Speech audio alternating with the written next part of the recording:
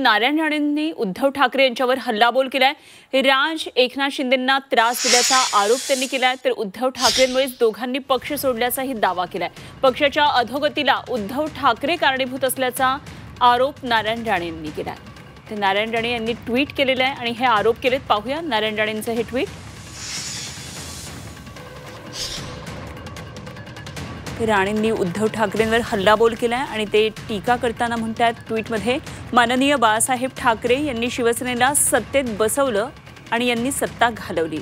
शिवसेनेच्या अधोगतीला पूर्ण जबाबदार उद्धव ठाकरे आहेत. मराठी माणसानं व हिंदूंनी याला घरी बसवलं. गेलेले परत मिळवण्याची धमक व क्षमता उद्धव ठाकरेमध्ये नाही. जो बून से गई वो हौद से नहीं आती.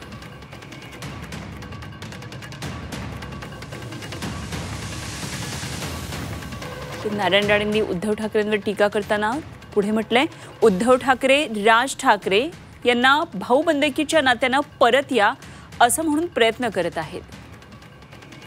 मला आठवतं याच उद्धव ठाकरेंनी राज ठाकरेंना छळलं होतं, त्रासही दिला होता. पक्षाबाहेर जायला यांनीच प्रवृत्त केलं होतं आणि त्याची यांना जाणीव नाही वाटतं आणि आता का म्हणून लाळ ओकतात.